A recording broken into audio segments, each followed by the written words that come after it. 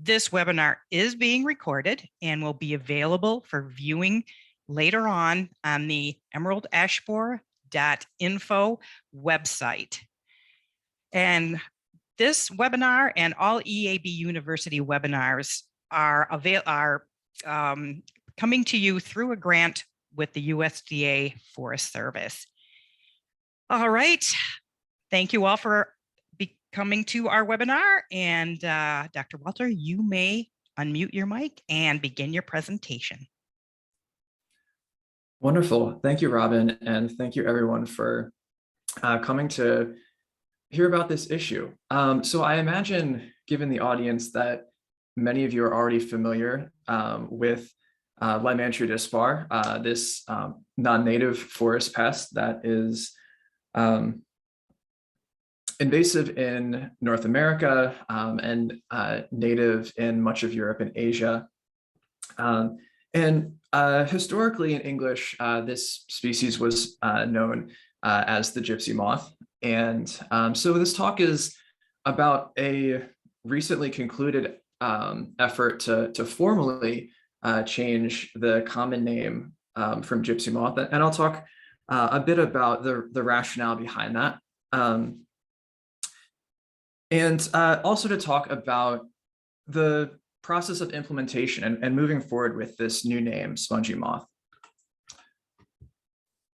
So in July of last year, the Entomological Society of America announced that it was discontinuing Gypsy Moth as the official common name for this species as part of a broader project aimed at finding better common names.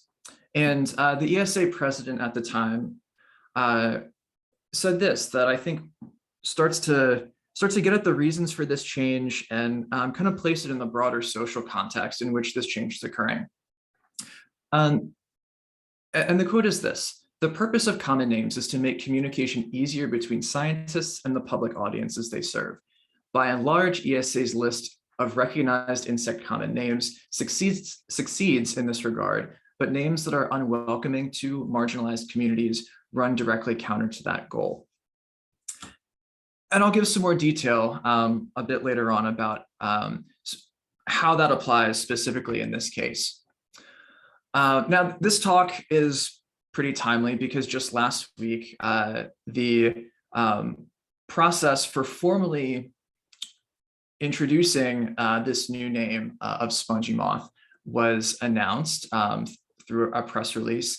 This name Spongy Moth refers to characteristics of egg masses. You can see in this photograph the kind of tan brown spongy structures beneath these two Lymantria dispar females.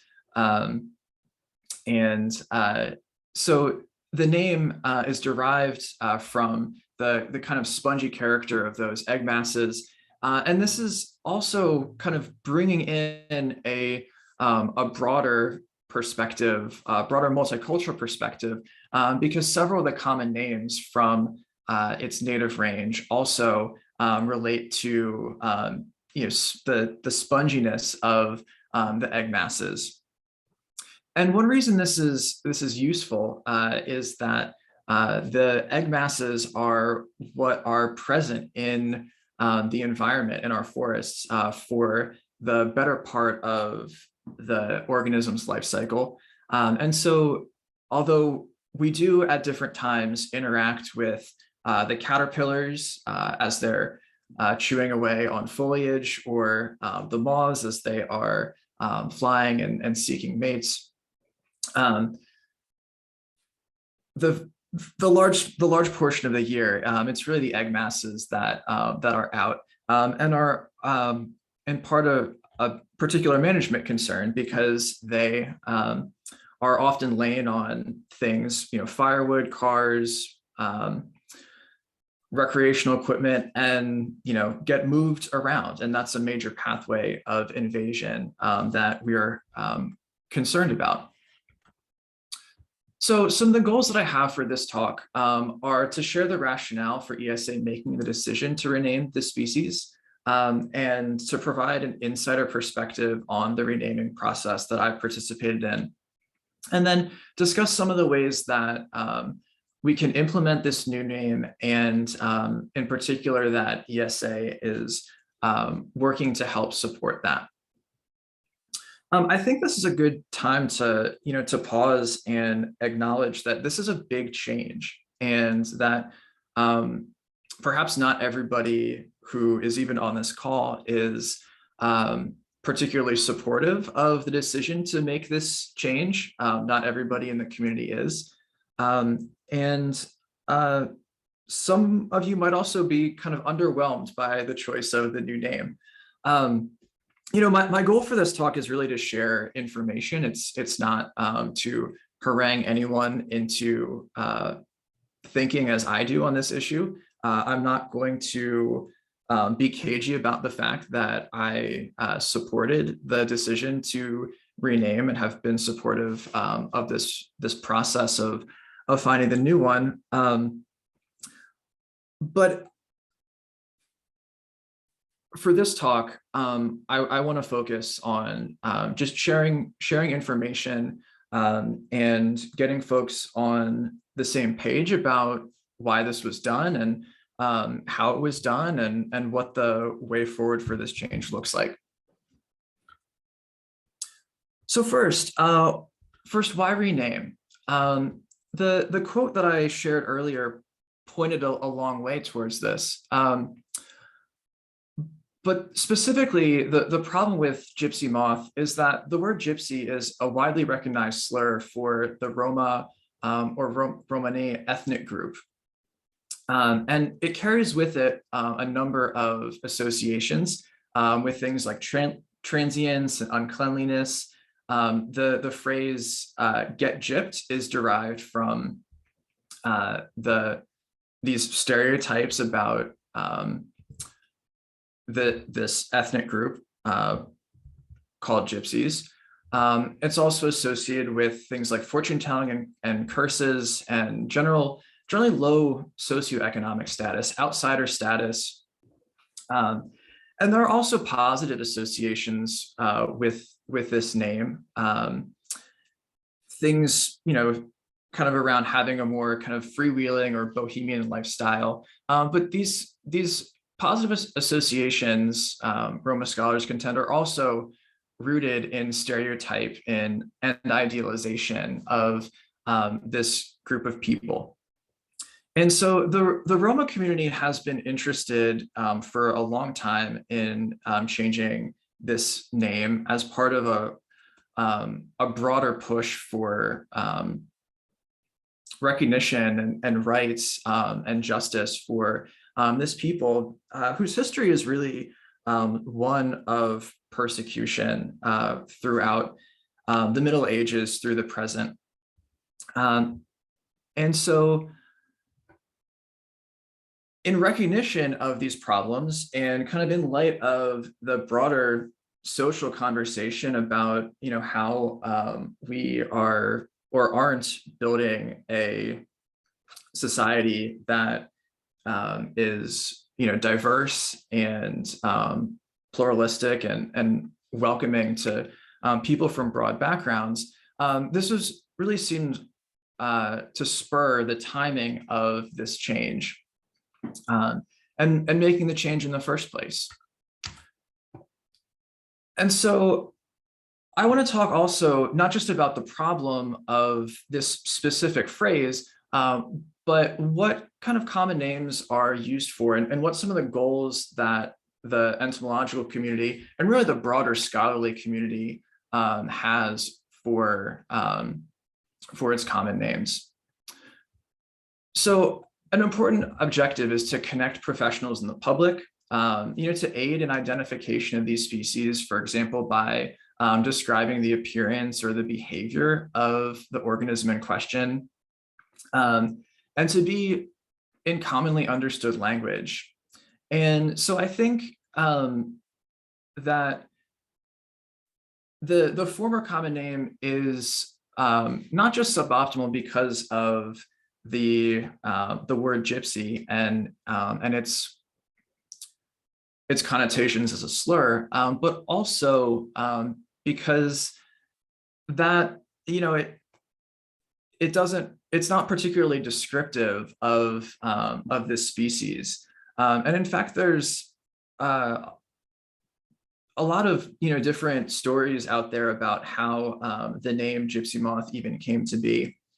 A classic text on this subject, Forbush and Fernald, actually indicates that the gypsy name was applied to this species because of the kind of the color of the male moths of this species being similar to the skin tone for members of this species. And if we think about the use of colorism in slurs for different groups of people, that is particularly problematic.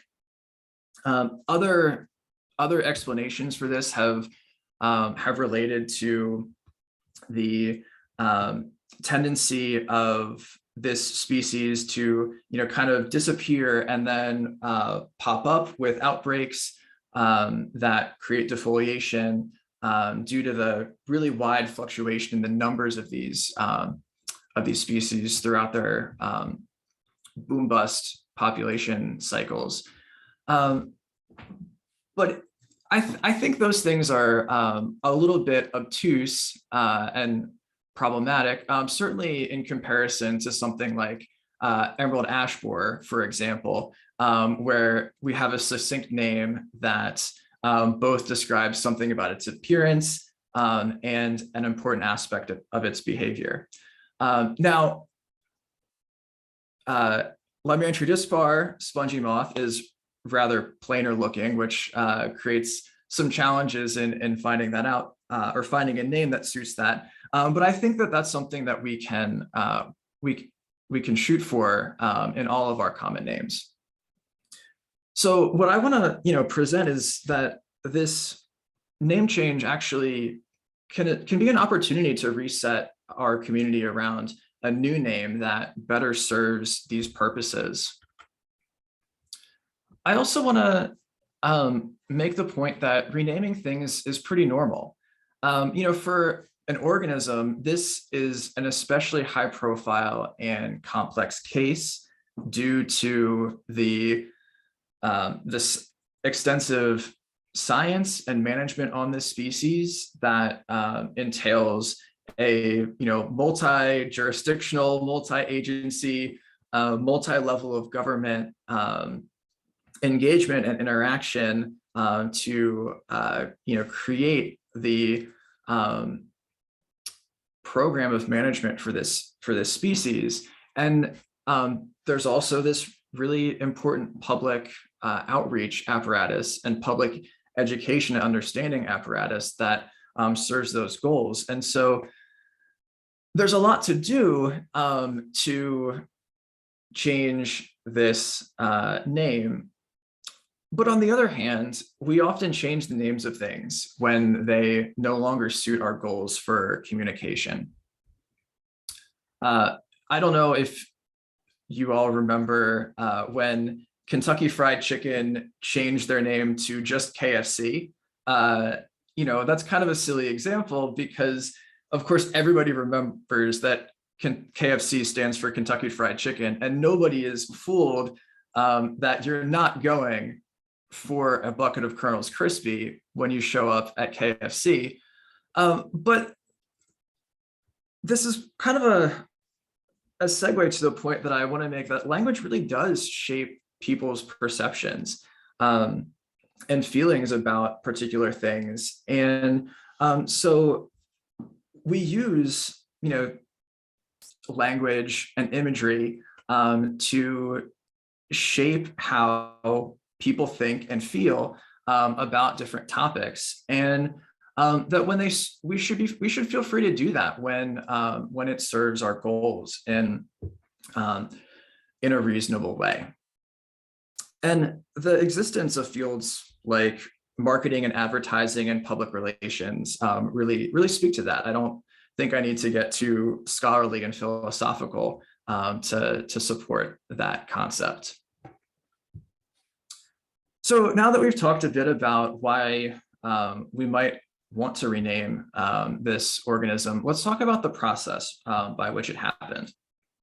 So last July came this renaming announcement, and accompanying that press release came with a call for suggestions for new names that were submitted through an online form, and also a call for volunteers to form a committee to lead the renaming process.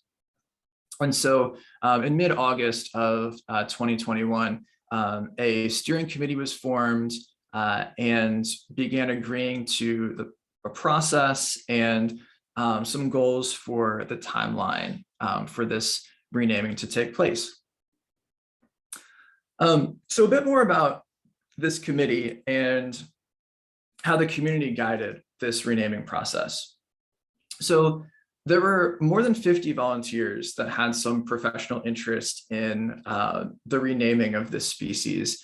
And all of these volunteers formed a big committee, what I'm calling the big committee, that provided feedback at different stages of this process. And then since there were so many people who did volunteer, which I think really speaks to the interest and the generosity of the community of folks who study, manage, do outreach around this species. Because there were so many of us, the ESA decided to kind of cull this down to a smaller steering committee that broadly represented different stakeholders, from researchers like myself, representatives from state and federal agencies, NGOs, the forestry industry, the Entomological Society of America itself, and the Roma community. And so I was a member of this committee, so can kind of share a little bit more detailed information about some of the things that we did, how this process went, that in spite of our efforts to engage with stakeholders that have an interest in this issue, might be a little bit opaque, or maybe you're not seeing them all together before now. So one of the challenges we faced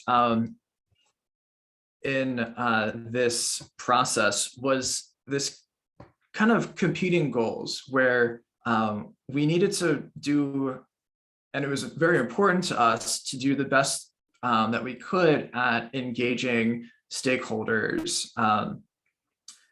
Anybody who has a professional interest in this species and its research and management really needed to have the opportunity to have a voice in this process, but that can take a lot of time, and so competing with that goal was a goal of speed. One thing that we received a lot of feedback indicating was that not having a common name for a species that is as important and high profile as this one, it was really problematic. And so we wanted to kind of work as fast as we could, and certainly by this this spring, before we're starting to do a lot of the New Year's outreach and treatments and management activities, try and get a new name before then. And I think we were largely successful in doing that. So here's a general timeline of the renaming process. And I'm gonna kind of go from July through the present, taking a few pit stops to describe a couple things in greater detail. So as I mentioned before, this announcement came initially in July of 2021. And this was a process that was really initiated by the Entomological Society of America, and a decision that they decided that they wanted to take, and which is their prerogative to do. They are the authority on insect common names in the US, and they decided that they wanted to make this change. And that really kicked off this process, beginning, as I mentioned, with soliciting name suggestions and forming this committee to guide the process. And that takes us to about September of 2021, where the steering committee took this long list of names that were suggested and started culling it down into a long list of about 30 acceptable names. And so this long list was built out of suggestions from the open online questionnaire that ESA set up, as well as from a survey of common names used in the native range of this species in different languages spoken in Europe and Asia. And so unfortunately, there were a lot of unserious and abusive suggestions in the online portal, which I think reflects sort of online trolls and the controversy of making any change that is in the spirit of diversity and equity and inclusion in the current social and political climate that we have. I will say that I really hope that those suggestions were not from people in our community, and I will say also that the professional interactions that I've had have been extremely respectful, even among folks who I know did not support the renaming. So I do think that the folks that are in our community have been respectful and really acting in good faith throughout this process. So there were about 160 usable suggestions for new names from the community, and about 60 identified common names from the native range. And we kind of took these in and culled them down based on loosely on this set of criteria. So we wanted things that were descriptive of appearance or behavior. This is to aid in identification of these species, especially by the public.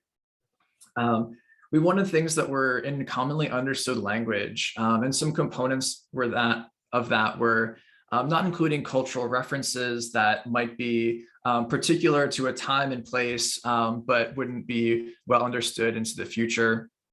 Not named for a person. So there were some suggestions related to Leopold Trouvelot, the person who introduced this species into North America. Those were not considered acceptable. Partly they're not descriptive of appearance or behavior, but as we're seeing in some other fields, especially in ornithology, connecting organisms to names connects organisms to people's legacies, and those legacies can be controversial and harmful.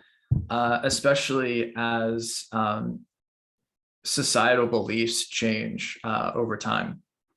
So we didn't want to set ourselves up for a similar sort of failure in renaming this species. Kind of along those lines, we also did not consider names that include Latin and Greek. So this is in part to distinguish the common name from the sort of scientific binomial name. But again, also just helps with public understanding. We wanted to exclude names that refer to ethnic groups or geographic regions for some of the same reasons that we are changing away from the Gypsy Moth moniker. We also wanted to avoid words that have overtly negative connotations, like destroyer, for example. And one of the reasons for this is that I think is particularly germane to insects is that many people have sort of an innate fear or uneasiness about insects. And so we didn't want to pick a common name that feeds into that type of fear and anxiety. Of course, this is, in fact, a destructive species, but we felt that creating avoiding using a name that set any organism up to be feared was not the right way to go. And then we also decided that we were going to exclude names that evoke stereotypes about Roma people. So the first set of criteria are basically general criteria that ESA has for all of its common names. Our steering committee decided this was particularly important to avoid names involving stereotypes about Roma people, because we didn't, we felt that would not sufficiently do right, basically, by the Roma, who have been harmed by this by the past common name having a slur about their people. And so we made that decision pretty early on and pretty unanimously that we wouldn't consider names and like that. And so this included things like traveling that play into stereotypes about the transience of this group. So once we had a list of about 30 acceptable names, we got back together with the big committee of over 50 people and did basically had a big vote and decided, use that to decide, okay, which names are going to rise to the top. So from that list of about 30 acceptable names, we brought this to a short list of 7 candidate names that reflected both sort of the popularity of names in the poll. Some names were also excluded because, for example, they weren't particularly unique to this species. So I didn't mention this criteria before, but some of the names that we considered acceptable based on the criteria, it turned out that there was a very similar name for a different and an entirely unrelated species. And so we also kind of pushed those to the side. And these are the 7 names that we had in our short list of candidate names. These were put out for a public poll that received over 1,000 survey responses. So I think really speaking to that public engagement piece, that at least in terms of that, I think, pretty impressive number, we were successful in that regard. So our names included disparate moth and disparate tussock moth, great defoliator moth, grizzled caterpillar, spongy moth, spongy tussock moth, and vesper moth. And so, of course, the question that I'm sure you're wondering is how we got from those 7 to spongy moth. Well, so it was a combination of a few things. Obviously, the survey responses helped us to determine whether there was a positive or a negative response of the community to each of these names. And there were a number of, there are also some other considerations. So in addition to comments from individuals, we also received comments from organizations, including many of the agencies that are responsible for managing this species, coordinating outreach efforts and things like that. And so we weighed comments from individuals alongside comments from these organizations that are key to implementing public outreach and management. Just a couple of examples of how that kind of played out. You'll notice a couple of these have kind of 2 versions, one with tussock moth in it and one without. So in case you're not familiar, the tussock moths are a group of moths, and the tussock refers to the kind of bunches of hair that are around the caterpillars.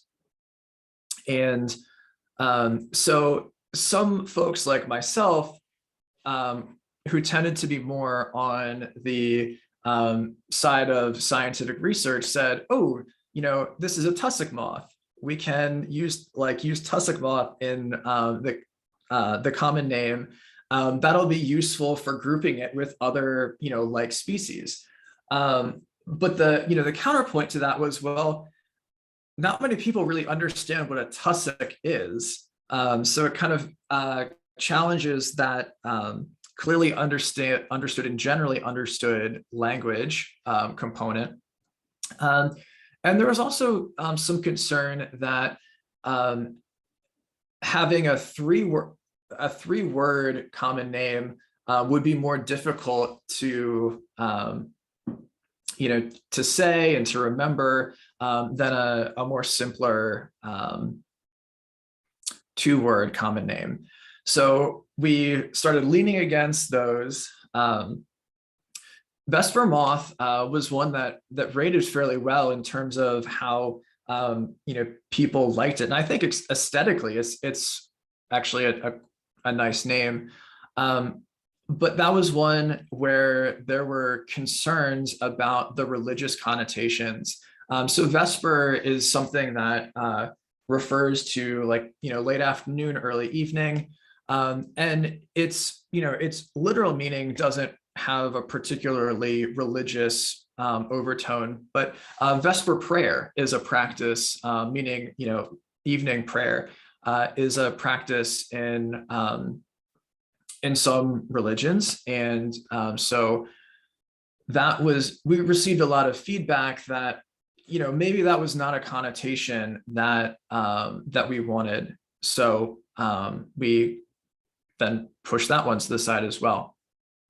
And then it actually really kind of came down between great defoliator moth and spongy moth as the two leading candidates. And there was concern that great defoliator moth was a bit general. It's not particularly specific to this species, and could be a bit misleading. So some examples of that are that, well, there are many other moth species that defoliate trees. And in some parts of the country, the spongy moth is not even the most important defoliating species in that region. And so because it felt unspecific and potentially misleading, depending on what part of the country that you're in, that, kind of dinged that. And so we arrived at spongy moth, which, again, refers to the egg masses and connects the English common name to common names used in other parts of the world that translate to something related to spongy or sponginess. So we kind of completed that process. We submitted a proposal for this new name to ESA's Common Names Committee about the middle of January, and they approved it provisionally. There's a couple other steps that we had that the process took following that. So there's another comment period specifically for members of the Entomological Society of America. And then taking into account the proposal, and those member comments, the board of ESA has to vote to approve the new name. And of course, we received that approval, and the name was announced last week. So a bit towards the transition that we are now on. So I want to say that transition is a process, and I'd like to start just by asking folks to give Spongy Moth a chance. I've heard a variety of things. Some people are really excited about the new name. Some people are less so. Some people are underwhelmed by this choice. I think anytime there's a change like this, there is going to be a mix of reactions. And I think it's important that we kind of move forward in good faith. I think the community has to this point, and so I'm encouraged that we'll continue to moving forward. But I do want to acknowledge that change isn't easy, and if you're a sports fan, you might, like I do, kind of link this to the renaming of it to the Cleveland Guardians and the Washington Commanders. And I feel like there are a lot of people that aren't particularly excited about the name, but my prediction is that before too long, people will become used to it. There might be some nostalgia for the old name as well, but I think before too long, this is going to feel normal, and I hope that that's the case for those names, and I hope it's the case for the Spongy Moth name. So one thing that is important to say, though, is that it's kind of unrealistic to expect that change is going to be overnight, and that's okay. For example, this is a tweet from this afternoon from the AP Style book, a group that controls sort of standards for journalism. And, in it, they say, Gypsy Moth is acceptable in a first reference, explaining the new name until it becomes better known. And I think that this reflects that, we're not going to be able to get away from this history overnight. There is going to be a period of time where we have to transition and acknowledge that that change that we're making. And it's, it's not like we're going to rapidly erase this from our consciousness. And as the Entomological Society of America and the folks who have been working on this transition, I think recognize that and are willing to be a bit patient and just want to see people move forward in good faith with this transition.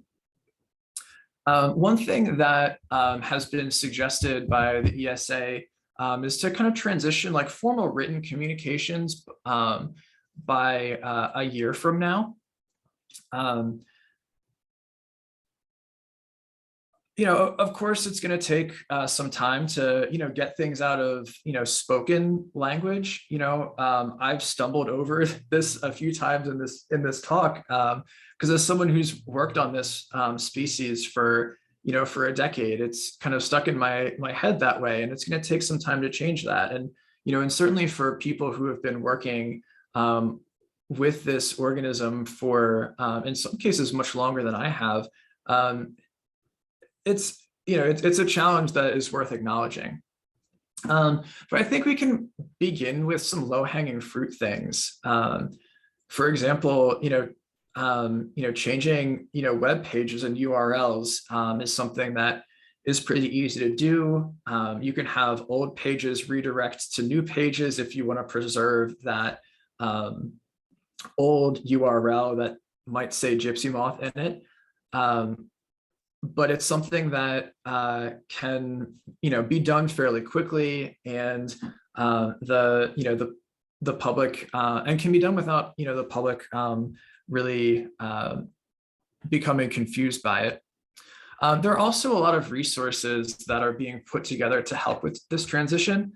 Let me go back. So I want to highlight, and there's a link on the bottom of the next few slides that'll take you to a landing page on the Entomological Society website that has a set of resources for helping with this transition. So some of them are materials like this. I just grabbed a snapshot from sort of a one-page leaflet that explains what's going on with the name change. And there's a bunch of things like this. So that is from the one-page flyer. There's also the press release that was sent out last week. There's a checklist of items and sort of suggested timeline for certain things. There's also a bunch of sample language for things like newsletters, social media, and things like that you can freely borrow and use it, adapt it for your particular context, as well as some talking points. And then in addition to that kind of general stuff, there's some tailored information and recommendations for state agencies and regulators, museums, pesticides and pesticide applicators, extension, and the scientific community and scientific journals. So if you are someone that works on this species, and I imagine many of you might be, this is definitely something that I hope you will check out and use. This set of resources was developed in consultation with extension agents and people in the Forest Service and USDA APHIS, and so it has been designed with input from the community and with folks in mind. So just to wrap things up, I do see that this renaming is an opportunity to reset around a better common name. I hope that even if you are not excited about that, that you will give Spongy Moth a chance, and we can all move forward, as I said before, in good faith. We went down this process to get to this new name that really had the objectives of balancing stakeholder input and speed. And I think by and large we did. I don't want to pretend that we've done everything perfectly, but I am proud of the process that we went through. Felt it was rigorous, and that we did a lot to include different perspectives and different people who interact with this organism in different ways. And then lastly, now begins in some ways the tough part. Implementation is going to be an ongoing process. It's not going to be overnight, but as I said before, if we can all move forward in good faith, then I think we're gonna get there. So, excuse me. Thank you very much. And I think that we probably, yes, have a bit of time for questions.